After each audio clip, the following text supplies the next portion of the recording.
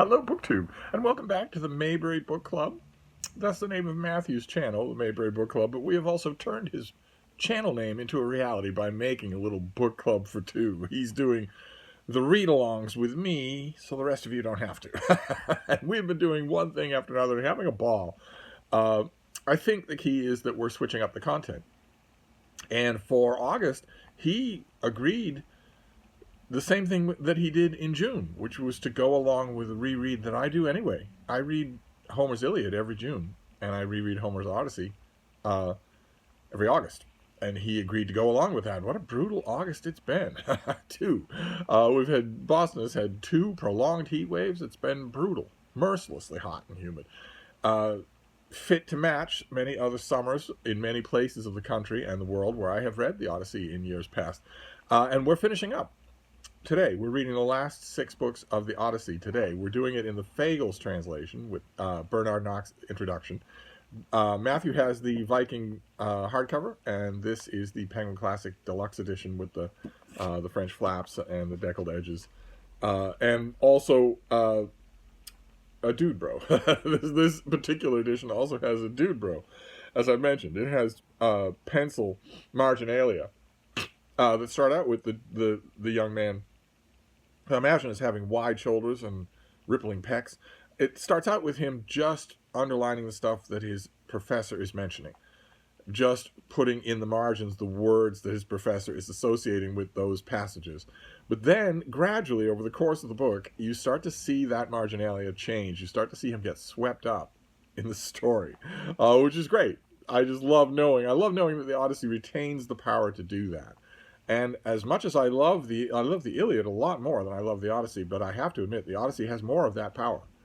The Iliad is relentless and savage and memorable, but it doesn't fit neatly into any of the narrative conventions that have followed, that have become standard, that have become the atmosphere in the Western reading world since then. Whereas by sheer coincidence, the Odyssey does fit into a lot of those conventions, not least of which being a concerted narrative. We're following basically one person, the adventures of one man, Odysseus.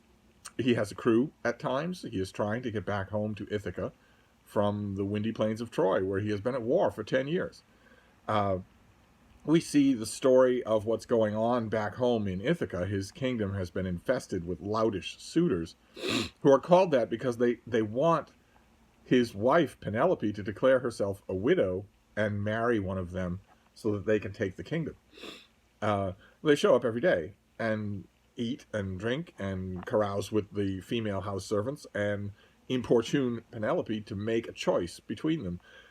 She doesn't want to believe that her husband is dead. She doesn't want to hand the kingdom off to one of these louts. And we get a little of that story. We also get a little of Odysseus' teen dream son, Telemachus, as he goes on the road to other people, to other survivors of Troy, to find out what they might know about his father.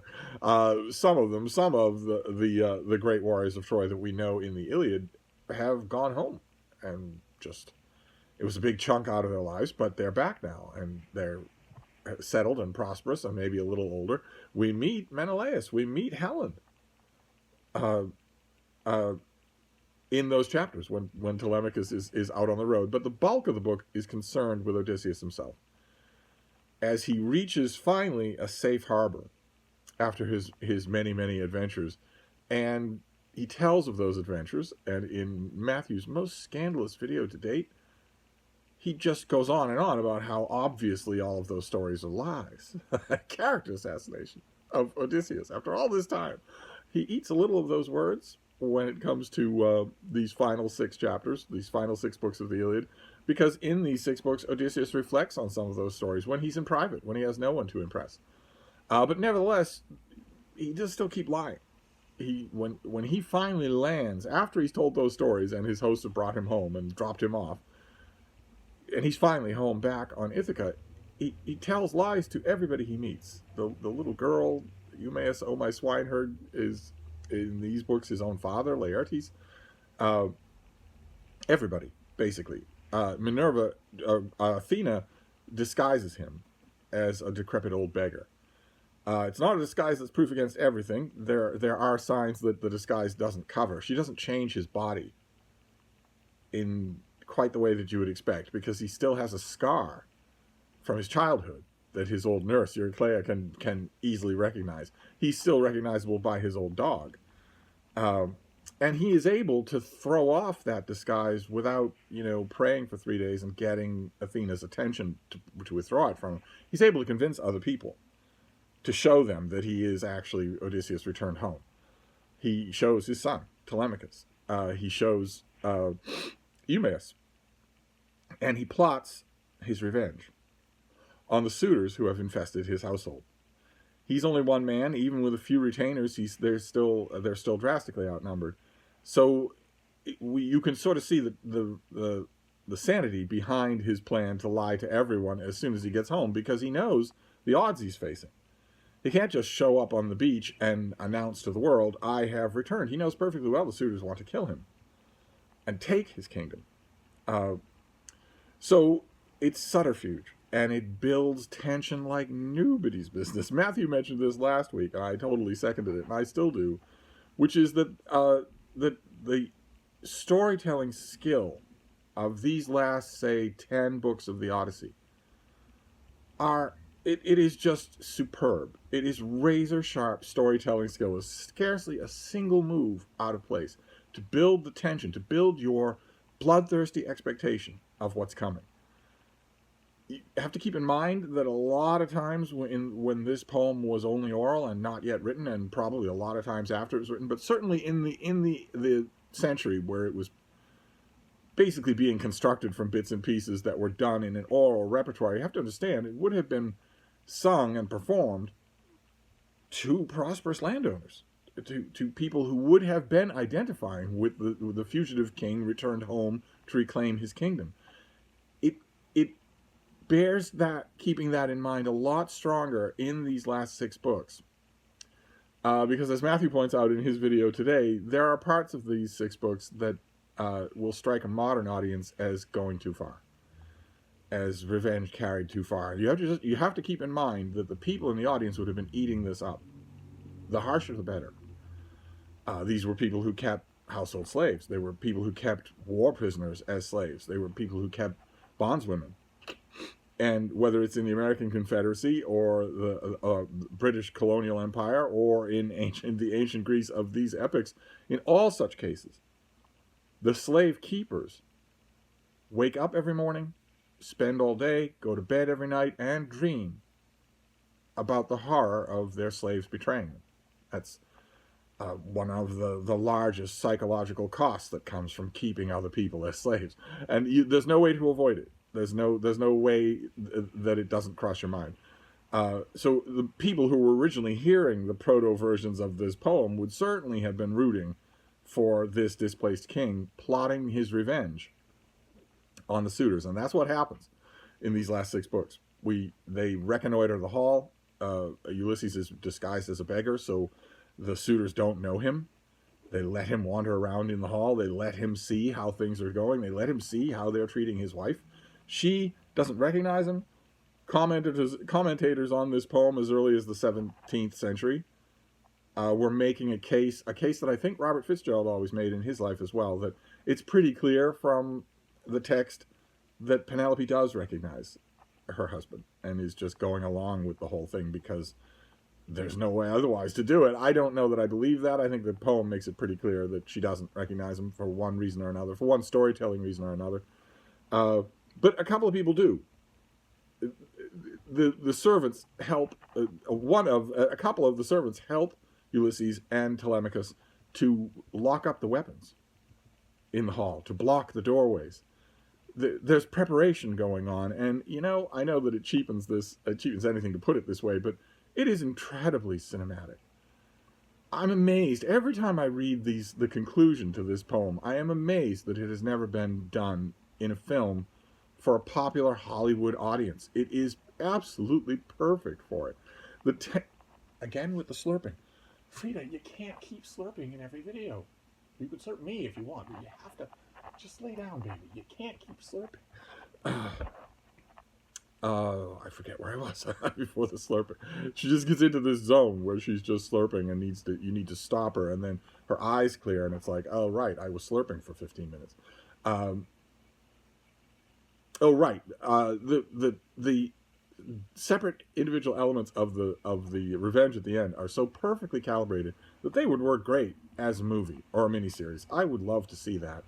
And one of the key elements of the revenge, one of the key, the kind of extra torquing of irony that the ancient Greeks loved so much and were so good at. Just have to read Oedipus Rex to know how great this could be. One of the extra torquings of that makes it just exquisite is that Penelope has set a contest for the suitors. The one of you who can bend, string, and fire the bow of Ulysses will be my husband. Ulysses left a bow behind. Keep in mind, in Homer's view of the world, previous generations are just inherently superior physically to later generations. That was the way the world looked. It was the way that was typically portrayed in the arts of the whole of the era. So Ulysses, the great character of Troy, the great hero of the Trojan War, can bend and string that bow. But these suitors, these younger men from this new generation, they cannot. They cannot. You can picture one after another trying to get that hook down far enough to string this bow, and they can't do it, much less fire the thing. Which, what does it have? 60 pounds of pressure, 70, 80 pounds of pressure. They can't handle the thing at all. As Matthew points out in his video, an inanimate object brings these men low before they ever deal with Ulysses. He can obviously string the bow, but he's in the hall as a disguised beggar. They all think it'd be a hoot to have this beggar try, and that is the extra torque of irony here. They hand him the weapon he will use to kill them. They hand it to him. I don't know that the full, just hall shimmering account of the exquisiteness of that really comes through in the 21st century, but trust me, the original hearers of this epic, that would have been their favorite moment. One of the things that's always telling about this, whenever I reread the Odyssey, is that the most famous parts of this poem are not the best parts. The Cyclops, Circe, the Sirens, those are all the most famous parts of the Odyssey. But it's the last 6 books that are the best part of the whole poem. The most exquisitely done, the most dramatically satisfying. And most people think, yeah, Odysseus goes through these adventures, then he gets home. They don't even know the story of his homecoming. They don't even know what it's like. And so they miss these moments, and I would urge you not to. By the time Ulysses has his old bow in hand, the shape of his revenge has been carved in stone. The hall is sealed. The weapons are hidden. The men are helpless. And the avenger is in the hall and reveals himself as the king returned to claim his own. And it's a bloodbath. The suitors are absolutely slaughtered. And then the detail that I was talking about, where the revenge ethos, the audience for this poem would have been eating that up. They would have loved it. And they would have loved the detail that comes after that we maybe don't. With our modern sensibilities, we maybe don't.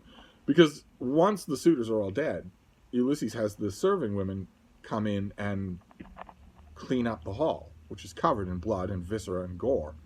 And then he kills the serving women that were collaborators with the suitors. Over the course of years, with these some young men coming to the hall and eating and drinking, it's pretty clear that some of the serving women would have been swayed, would have become disloyal. And everyone listening to this poem would have said, yeah, you got to root them out. They got to die as well. There are no innocents there. If your help betrays you, then they have to go. And they do. And it's brutal. Absolutely brutal. But it looks kind of, sort of, for a second, like that is the dramatic climax of this poem. It's not. It's not the dramatic climax. The suitors, we have been told, it has been hinted, that they are either royalty in their own little kingdoms, their own little islands, or sons of royalty. And suddenly they're all dead. At the beginning of the last book of the poem, Mercury comes down from Olympus to lead their ghosts to the underworld, where we see Ajax and Achilles and Agamemnon just chatting in the underworld, chatting about what it's like to be dead, chatting about how they died. And of course, Agamemnon, the high king, the former high king of Greece, the person who led the expedition to Troy, was murdered as soon as he got home by his wife, Clytemnestra. So he is full of rancor about how he died. And the three of them are talking, but suddenly they see Mercury come to the underworld with all of these men. The ghosts of all of these men are coming with him all at the same time, entering the underworld. And they're kind of curious what's going on. In fact, Agamemnon recognizes one of the suitors, who is the son of his brother. He recognizes that, I used to be a guest of yours. You shared a great deal of hospitality with me. How on earth are you ending up here? And the ghosts tell. They say that Penelope had one last treachery, and that they were all slaughtered by Ulysses in his hall. And Agamemnon, even at the very end of the Odyssey, all this time after the Iliad, is still a tone-deaf jerk. Because when they tell him that, what's his first response? Is it sympathy towards this guy that he knew and that he knows is not very old? Is it moral outrage that this guy and all of his friends were committing so much lese-majesty? No, it's not any of that. Instead, it's all about Agamemnon. He immediately says, well, boy, Penelope sure was a loyal wife. Mine wasn't loyal. Have I told you my story? Mine wasn't loyal. Mine wasn't anything like that. And up in the land of the living, there's trouble brewing. The father of one of the suitors, presumably the relatives and fathers and brothers of all the other suitors, want revenge. They want revenge on Ulysses. They don't want him to take his kingdom, having killed all their heirs and progenitors. So they are amassing for violence. Ulysses and his son and his father, Laertes, his enfeebled old father, Laertes, are holed up in one hut and are expecting to fight a war and lose, right? Let's keep in mind, they will lose. That will be Ulysses' true homecoming. He will be slaughtered by these people who will just take over his kingdom by main force. None of this guile, none of this trying to woo Penelope. They'll kill him, his father, and his heir, and take over Ithaca themselves. And it's not just a handful of half-drunken suitors. We presume, an organized force. And Athena goes to Zeus to ask him what to do about all this. And we get a sense, the very end of the Odyssey, we get a sense very different from the Zeus in the Iliad, from the gods in the Iliad. When Athena asks Zeus, what should I do? He says, well, you can do whatever you want. But here's what I think. We didn't see that Zeus in the Iliad.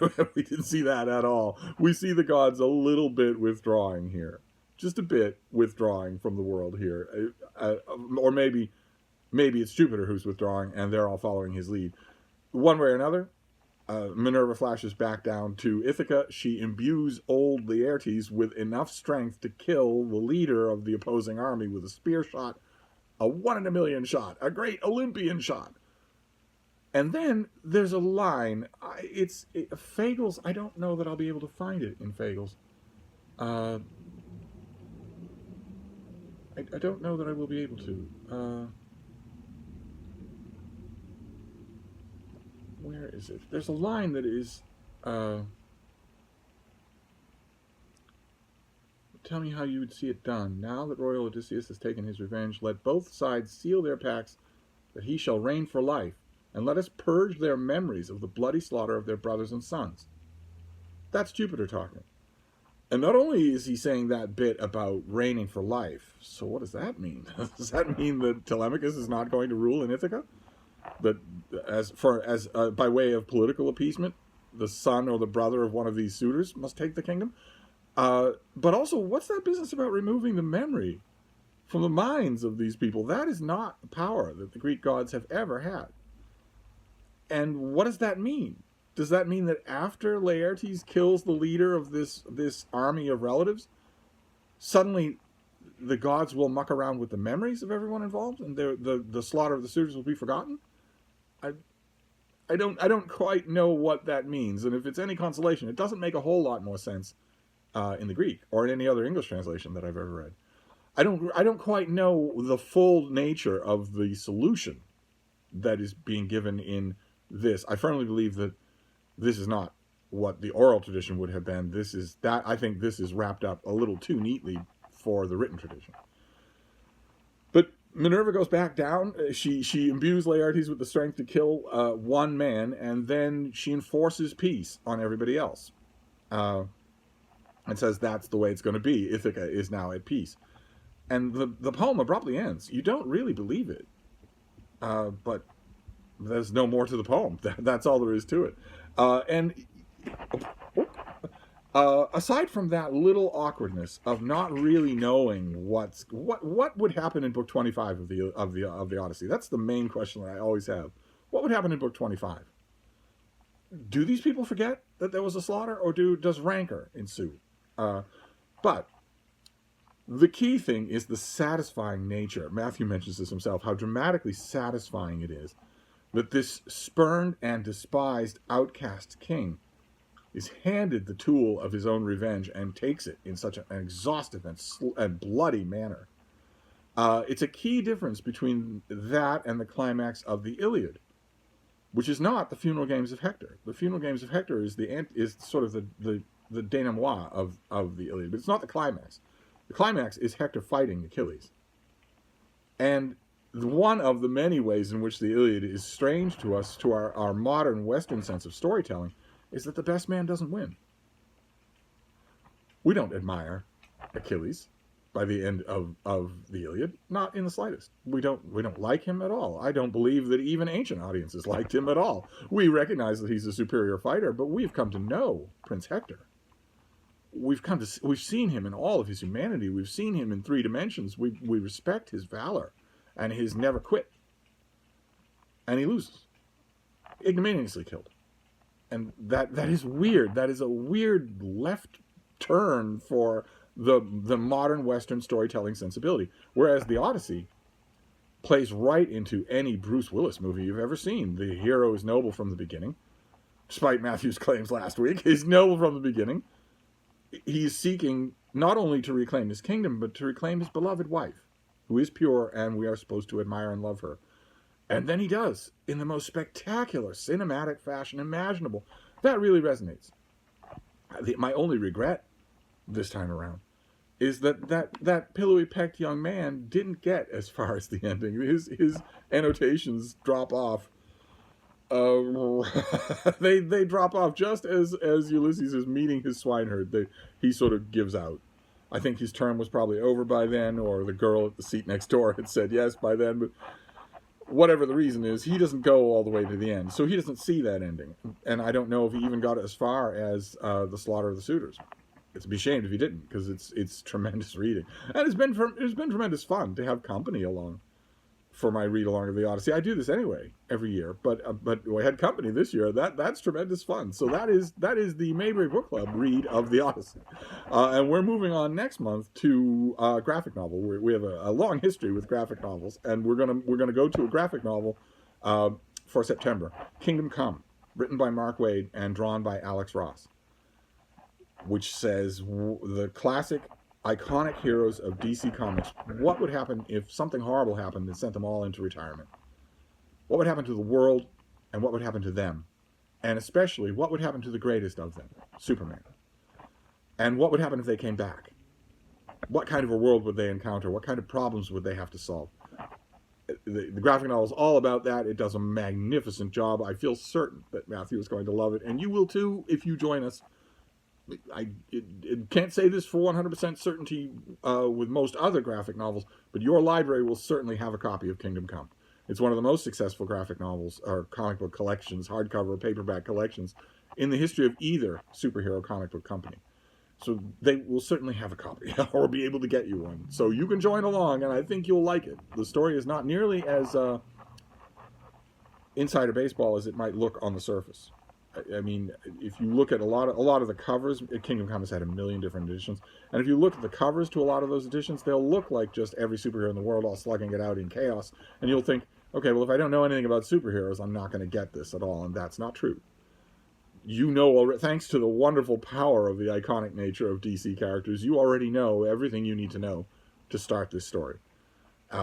Anyway, that is the Mayberry Book Club for today. I'm going to wrap this up, but I will see you soon. Thank you, BookTube.